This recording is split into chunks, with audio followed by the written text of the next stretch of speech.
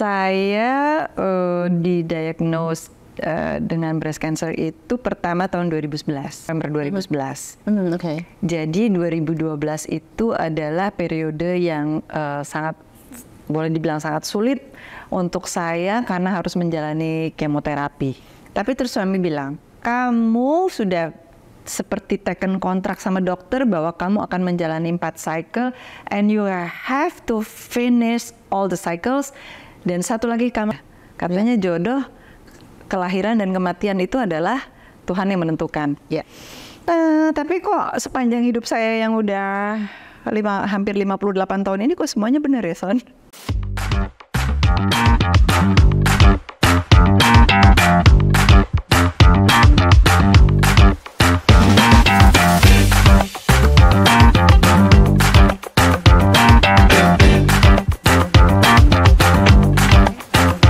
Mbak Dana Iswara ntar lagi mantap nih. Kita lihat tuh udah mau datang belum? Hai Mbak Dana. Iya udah datang, cantik banget.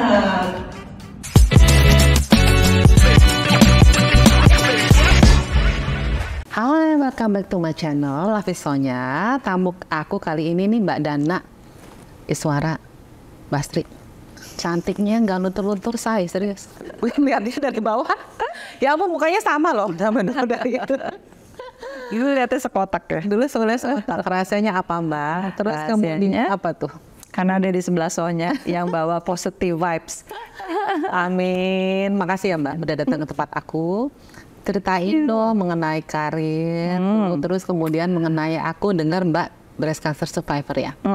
Bisa share nggak ke kita? Saya didiagnose dengan breast cancer itu pertama tahun 2011. Oke. Sekitar bulan Oktober, tapi karena dokternya mengatakan bahwa ini masih very early stage, tapi dia sifatnya itu kalau istilah kedokterannya malignant, jadi ganas. Stage awal tapi malignant, jadi sebaiknya langsung dilakukan operasi pengangkatan. To make the story short, kita melakukan itu di Singapura waktu itu bulan November 2011. Jadi 2012 itu adalah periode yang sangat, boleh dibilang sangat sulit untuk saya karena harus menjalani kemoterapi yang tidak mudah waktu itu. Sempat membuat saya tuh kepingin berhenti di tengah-tengah. Saya udah nggak kuat lagi rasanya karena ada sakit dari kepala sampai ke ujung kaki lah gitu. Saya udah bilang sama suami, saya mau berhenti aja Pak. Gitu, saya udah nggak kuat lagi, saya nggak mau terusin. Mbak, waktu jalan kemo itu berapa kali cycle-nya? Kebetulan saya dapat yang 4 cycle. Setiap 4 cycle itu setiap 3 minggu sekali. Tapi kebetulan saya dapat yang mungkin badan saya yang waktu itu tidak kuat atau memang obatnya itu campurannya yang sangat keras. Makanya ketika sudah 2 cycle itu, ketika rambut saya sudah rontok dan saya udah kesakitan setengah mati, seperti tadi saya bilang, saya minta berhenti sama suami. Tapi terus suami bilang, kamu sudah seperti taken kontrak sama dokter bahwa kamu akan menjalani 4 cycle and you have to finish all the cycles. Dan satu lagi, kamu harus ingat saya dan anak-anak. Kamu nggak boleh berhenti karena kamu punya saya dan kamu punya anak-anak. Jadi kamu harus sehat kembali untuk kita. Ini baru baru mau nangis itu.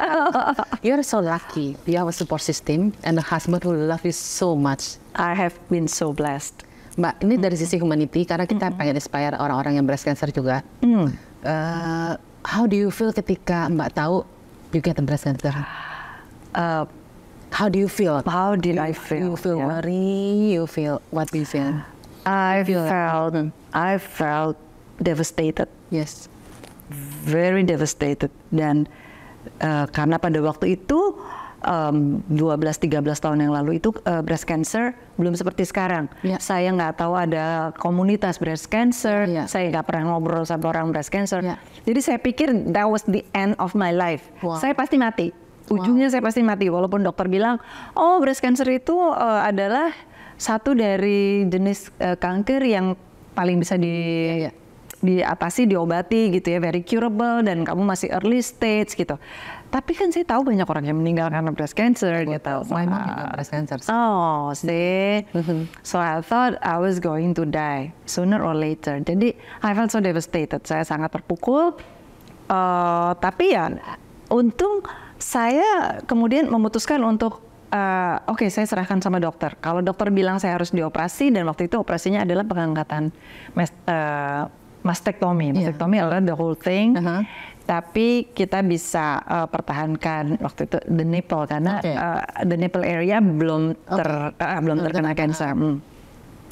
Jadi ya udah, sebulan kemudian saya putuskan untuk operasi. Dan ketika saya lagi susah, ketika saya lagi menjalani kemo yang demikian sulit itu, saya tuh nggak pernah tanya sama Tuhan, Tuhan kenapa saya sih yang dapat cancer? Why me? Why me? Why me? Why not?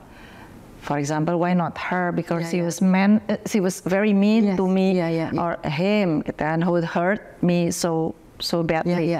Nggak pernah. Saya berpikir bahwa Tuhan kasih breast cancer, pasti ada sesuatu. Wow. Di ujungnya nanti yang saya akan berterima kasih ketika semua sudah dijalani dan saya temukan apa pesan yang mau Tuhan kasih ke saya lewat perjalanan ini gitu. Dan ternyata iya gitu. And I've been so thankful and grateful because I had breast cancer and it changed my life. Oke, nah kita kalir nih. Setelah menjalani breast cancer sembuh, pesan Tuhan buat Mbak apa? Pesannya adalah saya sebelum kena breast cancer, kebetulan karena saya Islam, saya sudah naik haji. Tapi saya tidak quote unquote tidak menjalani mungkin kewajiban saya sebagai Muslim dengan baik. Masih bolong lah sholatnya, puasanya bolong segala macam. Tapi setelah breast cancer, ketika hari-hari sulit itu, saya seperti dibangunkan bahwa ada yang lebih penting dalam hidup, yaitu kedekatan saya sama Tuhan. Di mana saya bisa punya early conversation with God di luar sholat gitu. Kalau bangun pagi itu saya suka merasa terima kasih ya Tuhan, saya dikasih ini, saya bisa lebih deket rasanya, saya bisa lebih punya waktu untuk bercakap-cakap sama Tuhan gitu. Oke, Tuhan. Aku juga bangun pagi. I'm a morning person. You are. Jam 4, jam 5 aku kalau duduk juga, aku kalau doa tuh di karpet sih. Karena aku ngerasa dekat banget sama Tuhan, dekat banget sama nature ya. Jadi pas aku duduk dan Tuhan aku ngomong bla bla bla bla, I pour out myself tuh.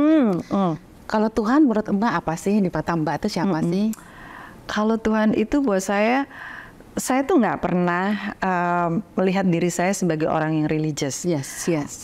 Walaupun saya melakukan sembahyang wajib 5 kali, kemudian dengan apa?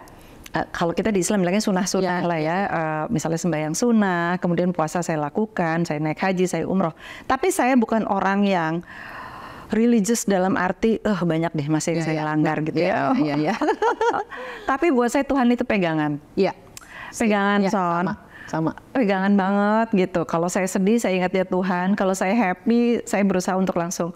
Saya nggak bisa dapet ini kalau nggak Tuhan izinkan. Keren banget. Aku sama ya kita ya. Gitu ya. That's why aku tuh nggak suka. Aku percaya Tuhan kita satu. Cuma kita can worship in a different way, right? Kuasa doa buat Mbak artinya apa? Oke, setelah Tuhan itu adalah yang menentukan jalan hidup saya, kemudian kesenangan saya, kebahagiaan saya, rezeki saya itu karena Tuhan yang kasih. Oke. Iya. Kuasa Tuhan ya, Sandra. Iya, kuasa Tuhan, doa dan aku bertanya kita sebelum ini kita udah ngomong nih panjang lebar gitu ya. Jalan hidup. Oke. Jalan hidup ya. Jalan hidup itu, kedengarannya klise ya. Katanya jodoh, kelahiran dan kematian itu adalah Tuhan yang menentukan. Tapi kok sepanjang hidup saya yang udah hampir 58 tahun ini kok semuanya benar ya, Son? Bener ya, Mbak? Bener ya, jodoh juga. Jadi harus pasrah aja ya, Mbak? Jalanin. Dijalanin. You look so beautiful, you look so young, you look so happy, and then orangnya tuh datang banget gitu loh. Positive side.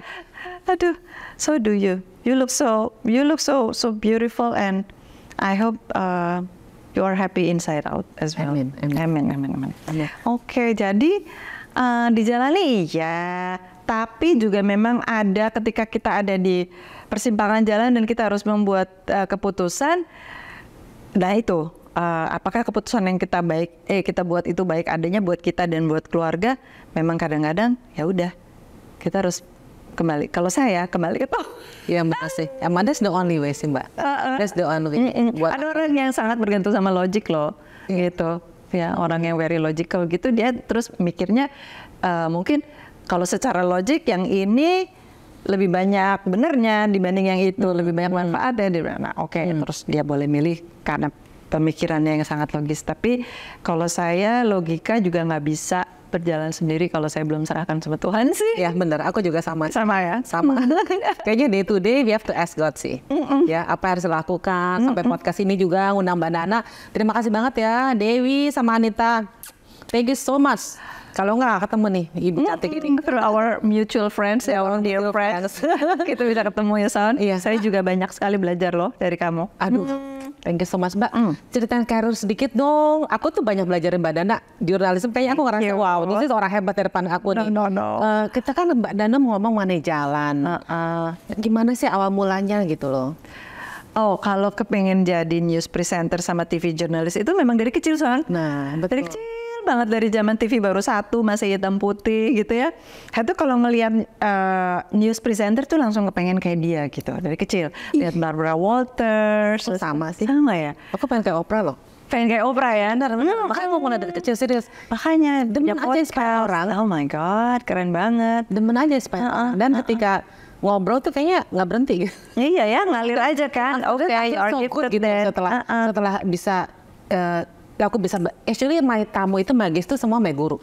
You are my teacher. Bener, aku belajar dari setiap podcast, aku belajar something dari mereka. Pasti.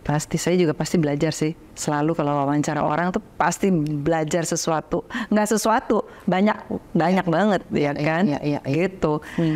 Jadi memang kepengen jadi TV jurnalis, jadi news presenter dari kecil. Ketika selesai sekolahnya International Relations, bukan ngelamar jadi diplomat, tapi sesuatu yang bisa membuat saya jadi dekat sama dunia TV gitu.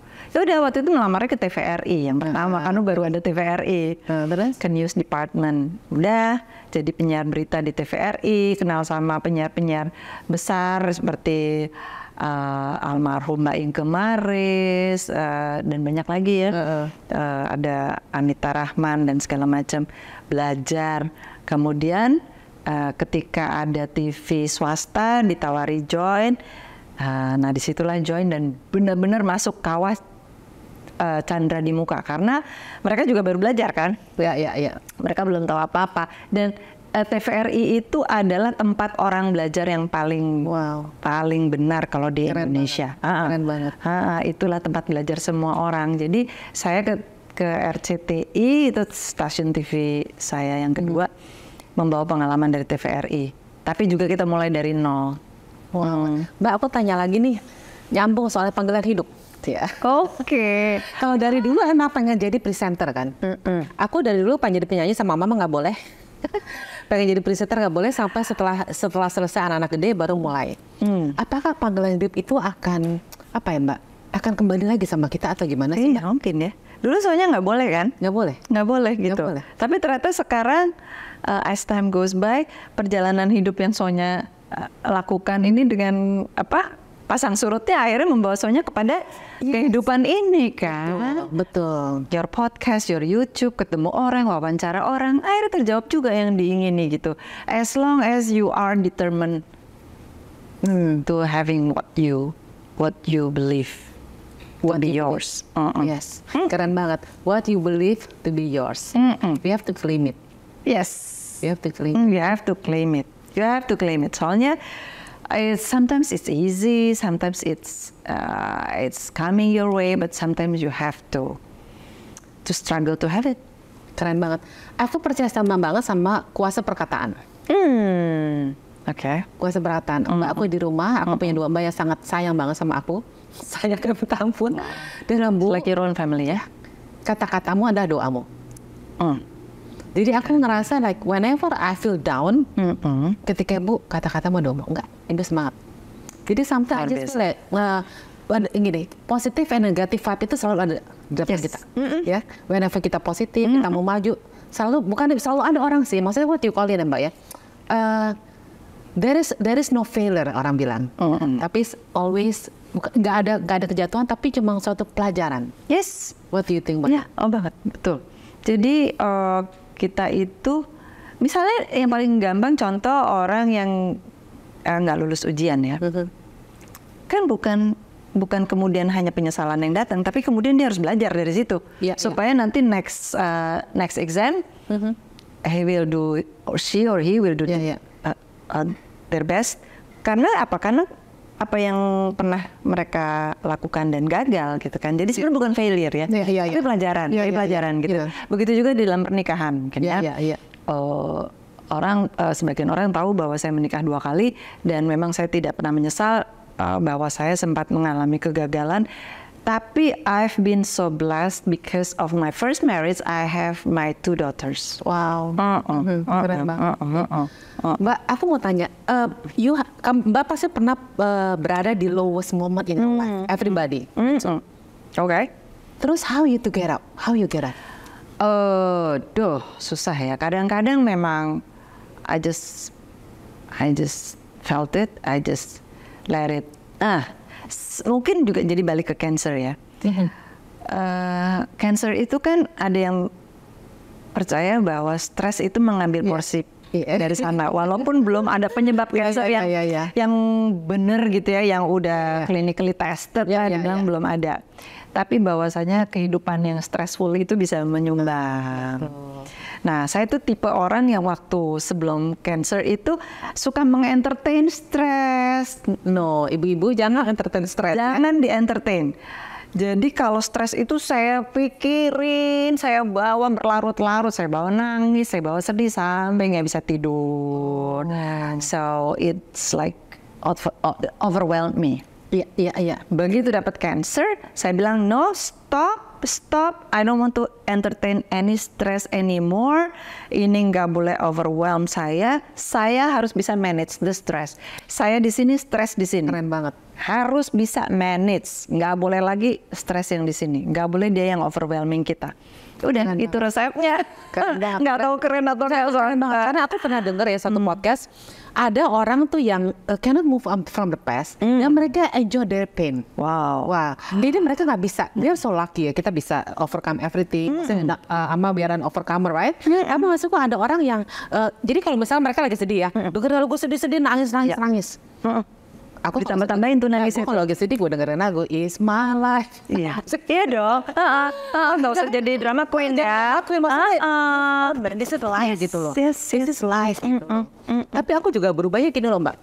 Ketika aku udah mulai, ya kita udah mulai bukan berumur, ada we still young, right? It's only gitu kan. Aku my vision, about life itu different. Aku udah gak kepengen barang-barang yang aneh-aneh loh. Gitu ya. Aku pengen traveling. I want to enjoy life. Aku kemarin baru balik dari Perth kan. Aku ngeliatin laut aja, aku so peaceful. Aku sangat tenang. Dan aku bilang, Tuhan Yesus thank you. Tuhan thank you. Aku sama my friend Anti, dia orangnya juga very positif. Kita minum bir, kita ngobrol. Kita ngeliatin laut. Udah seneng loh. Gitu ya. Itu buat aku luxury. Jadi aku udah, ya kadang-kadang kalau mau, maksudnya ya kalau mau beli barang kita beli barang. Cuma it's not the priority anymore. Iya ya. It's not something that you have to have. Ya, betul. Jadi udah beda tuh pandangannya, Mbak. Udah betul, beda pandangannya. Ya. Terus sehat nomor 1. Ya, sehat nomor 1. Ya kan? Ya. Kita sama keluarga ya. Betul. Itu sehat, itu nomor 1. Jadi ya udah, prioritinya udah beda aja. Betul. Dan kalau bahagia itu menular, aku ngerasanya. Yes. Jadi kalau kita bahagia, itu bisa nular sama orang lain. That's why you have to be happy. Ya.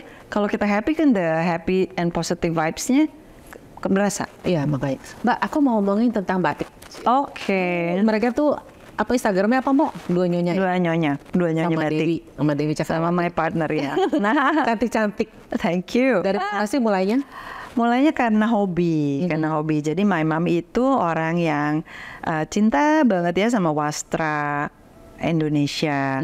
Dia kumpulin batik, tenun, songket, endek, pokoknya semua gitu ya, semua wastra dari Indonesia. Jadi dari kecil saya terbiasa melihat dia pakai kain, dia kalau pakai kain itu harus yang proper, sampai selopnya harus bagaimana, tasnya bagaimana kalau lagi pakai kain, kondenya kalau kebaya, kondenya harus bagaimana, kalau pakai baju Minang misalnya juga jangan pakai konde Jawa segala macam lah, itu contohnya.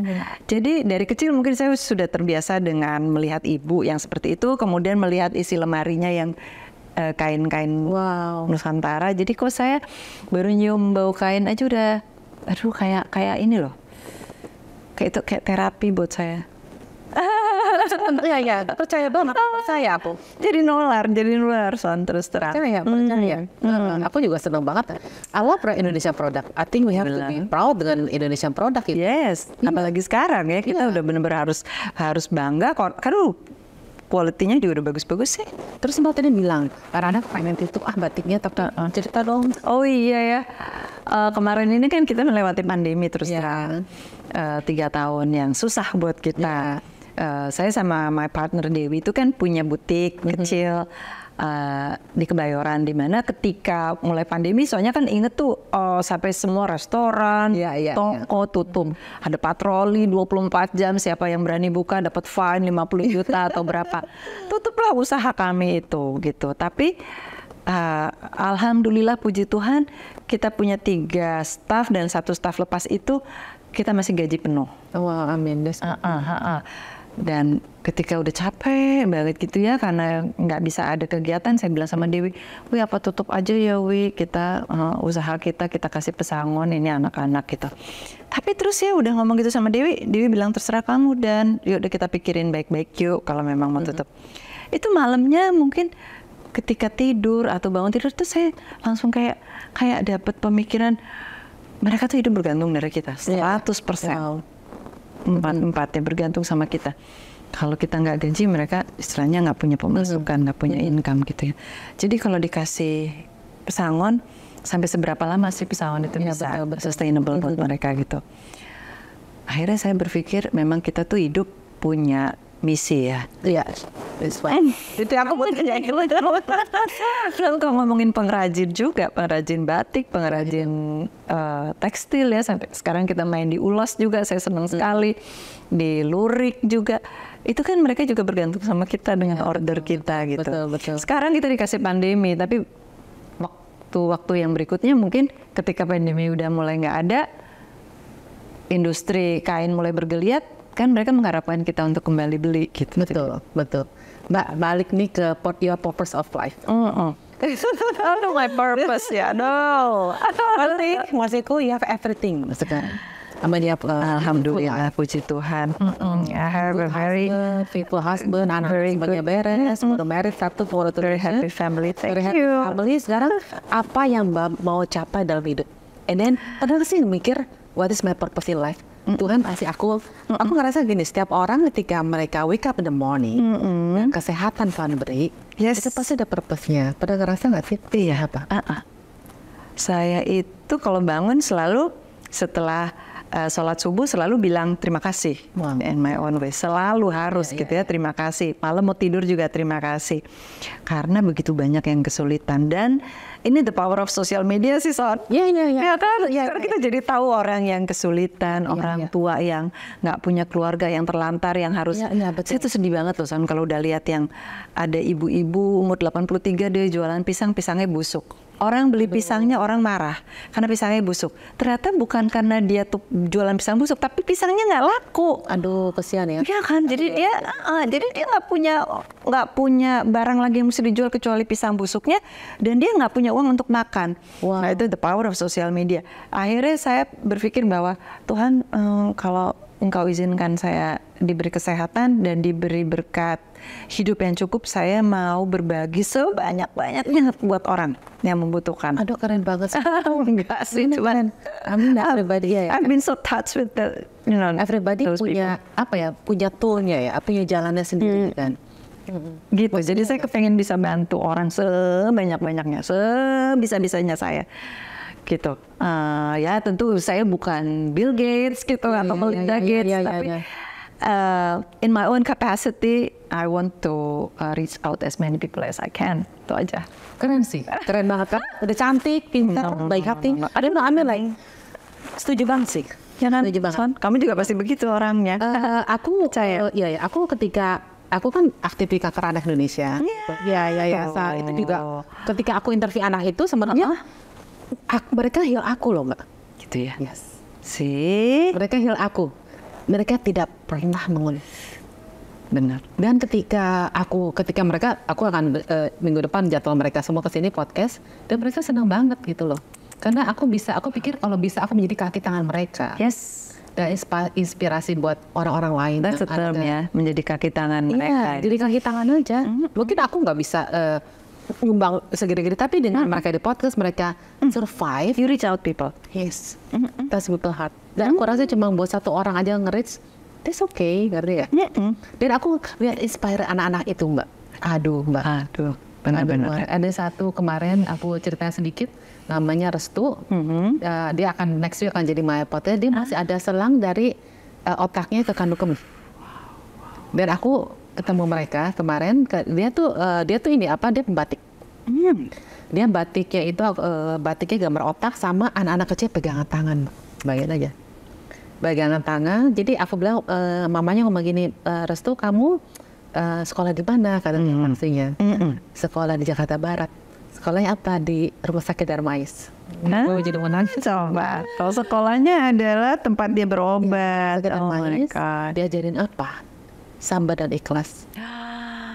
Bayangin, anak kecil Umur 15 tahun. berapa? 15 tahun udah bisa. Sabar dan ikhlas, dia bilang. Terus ibunya ngomong gini, tuh kalau pas lebaran orang-orang kan ke Ancol, pulang kampung, mama temenin kamu kemo. Terus ngomong gini, ibu dapat Allah rumah yang besar.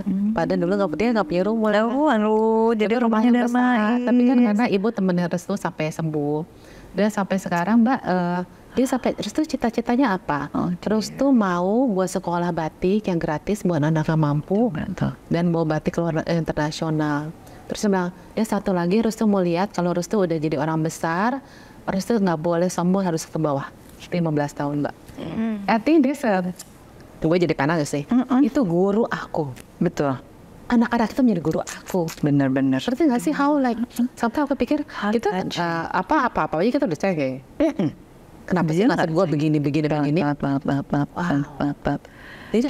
sebenarnya like, dari mereka itu aku banyak belajar sebenarnya, dan it amazed me dan it strengthened me. Jadi aku curcol sekarang. Iya benar, nggak apa-apa dong. Itu juga pelajaran buat ini loh ya, nonton loh bahwa perjalanan hidup orang itu adalah guru buat kita gitu loh. Iya. Nggak usah kita yang mengalami, tapi kita bisa belajar banyak ya. Dan we have to be thankful Yes. for everything. Aduh ya. Buat sehat aja itu yang luar biasa buat kita. Itu juga yang makanya saya, walaupun sekarang waktunya agak berkurang ya karena kesibukan, tapi saya berusaha keras sejak sembuh dari boleh dibilang masa kemoterapi saya selesai, saya bangkit. Saya kemudian melakukan pendampingan buat pasien kanker. Ada yang meninggal, sampai meninggal. Jadi saya lihat tuh periode dari dia masih oke sampai akhirnya dipanggil Tuhan. Terus saya jadi berteman sama keluarganya. Banyak yang meninggal, banyak yang meninggal. Dan cuma bisa bersyukur aja akhirnya bahwa saya masih di sini setelah 13 tahun. Kok yang lain dipanggil sama Tuhan ya? Kok saya enggak? Gitu. Berarti kan barangkali ada misi yang saya belum selesai. Barangkali juga Tuhan masih kasih saya kepercayaan berapa tahun lagi untuk hidup gitu. Mbak, I think it's amazing. Karena aku tahu ketika lihat anak-anak ini, Mbak, it's draining your energy loh. Bukan drainingnya dalam very draining. Karena kita juga sekali draining, right? I mean like, we have to, kita terima kasih kita masih hidup. Tapi ketika denger cerita story itu, mood kita rada, energi kita low, rada down ya. Temen saya dokter, dia penyintas kanker juga ya, breast cancer, dokter loh, yang kerjanya kemana-mana ngasih pokoknya penjelasan mengenai breast cancer itu apa. Tapi dia nggak mau pendampingan karena dia bilang nggak tahan. Nggak ngerti. Too much for her. Iya. Aku ulang sedikit ya podcast Mbak. Aku tuh paling takut, mungkin orang-orang yang sekarang dengar tuh baru tahu ya. Aku tuh paling takut sama orang sakit. Jadi kalau ada kursi roda ya, aku tuh bisa merinding. Dan my family tahu, ketika aku masuk rumah sakit tuh bisa nggak tidur malam ngeliatin orang tuh. Tapi ketika aku lagi kepengen give back to community, Tuhan bilang kanker anak ya, saya kanker anak Indonesia. That's why. Gue bilang kenapa kanker itu ya? Maksudnya istilah itu kan ada banyak yang mematikan. Itu kan mematikan kan, Mbak. Maksudku kenapa itu? Dan itu udah the scariest disease tuh ya kanker terus aja. Makanya sekarang aku tuh demen, kemarin di Boston dapat newsletter mereka udah mulai tuh cara mengatasi kanker segala macam, mereka udah research segala macam gitu. Tapi why? And why me? And why you? No, aku tadi sebelum podcast sama Mbak, aku ngobrol sama Papa kan banyak. You don't ask God why. Never. Just do it. Yes. Just do it. Just do it. Just do it. Just do what you believe. Ya, just do what you believe. Banget. Sama sampai ini nih, ini rada lucu dikit sih. Tadi aku dengar podcast satu orang ya, guru besar, cuma gini, Tuhan tuh udah atur semuanya. Kenapa bulu hidung itu gak sepanjang rambut, ngerti gak sih? Ngerti gak sih? Kenapa ini alis ini kok tumbuhnya segini doang, dia gak sepanjang? Nggak sepanjang rambut. Itu sebetulnya ada purpose-nya ya. Iya, makanya. Dan kenapa juga ada alis? Kenapa enggak? Karena ternyata untuk melindungi mata dari keringat, ya kan? Ada eyebrows untuk melindungi mata dari debu. Itu semua memang udah punya purpose-nya sendiri-sendiri, function-nya sendiri-sendiri. Begitupun dengan kita kan. Jadi ya udahlah Son, balik lagi gitu. Kenapa saya sekarang masih hidup? Beberapa teman yang justru dapat kansernya sesudah saya bertahun-tahun sesudah saya, ada yang memang sudah waktunya dipanggil Tuhan. Saya pikir, ya udah ya. Barangkali masih dibutuhkan. Of course. Makanya saya juga kebetulan duduk di satu board untuk para penyintas breast cancer juga. Oh, okay. If you need me, let me know ya. Thank you so much. Aku bisa bantuin whatever I can help. Just let me know. Thank you. My pleasure. Nggak apa-apa. Aku bisa kerjakan selama aku di dunia. Nggak apa-apa. Maksudku. Ya, Mbak, satu hal terakhir nih. Terima kasih sama siapa aja sih, because you have a wonderful life. Pasti banyak orang yang dikritik. Aduh, iya. Terima kasih. Ya udah, tadi kan pagi bangun tidur langsung terima kasih sama Tuhan lah ya. Masih dikasih 1 hari lagi kehidupan dan dalam keadaan sehat. Tapi pastilah yang saya mau terima kasih itu suami sama anak-anak. Wow, keren. Karena mereka tuh aduh Dede. Sri cantik. Aduh. Dia bilang, padahal di rumah cerewet. Pasti kayak gitu nih kalau denger deh. Atau galak lagi ya. Tapi ya udah deh, pokoknya terima kasih banget ya suami dan anak-anak itu. Dan sekarang menantu saya juga, he's such a very nice person, very adorable. Jadi terima kasih banget buat keluarga saya dan ibu saya pasti gitu ya. Ayah saya udah meninggal. Ibu saya akan 86 tahun ini. She's very tough. I used to be close to my dad, tapi dia udah dipanggil Tuhan duluan waktu saya belum dapat cancer ya. Jadi kemudian saya memang kehilangan sekali tuh ya father figure. Sesudah itu saya ya hidup sama keluarga, dan setelah ibu saya semakin sepuh ya, saya merasa bahwa ini satu lagi nih, kok Tuhan kok udah banyak juga ya yang ambil ibunya teman-teman, tapi ibu saya masih ada di usia segini. Saya mesti bikin dia senang. Saya mesti bikin dia senang karena selama ini mungkin saya belum menyenangkan dia gitu. Oh, that's very sweet. That's very sweet. Terima kasih ibu saya masih ada. That's very sweet. Mbak, jadi nggak pernah nyesel, kalau nggak pernah nyesel dapat cancer, mana banyak belajar dari situ. Because God has a plan in your life. Thank you so much. Thank you for having me. Thank you so much. The honor is mine. It's an honor for me for you to come to my podcast, and aku percaya banget, guys, pasti banyak yang kalian dan kita dan aku pelajarin dari conversation kita. Amin. Thank you so much. Selamat pisahnya. Ciao. Thank you ya Mbak. Thank you so much. I love you so much. Thank you. Thank you. Aku yang thank you. Kita cewek-cewek rempong nih. Ketawa tuh kadang-kadang galak ya. Kadang-kadang enak. Tapi bisa enjoy life. Udah make. Ya, oke. Thank you.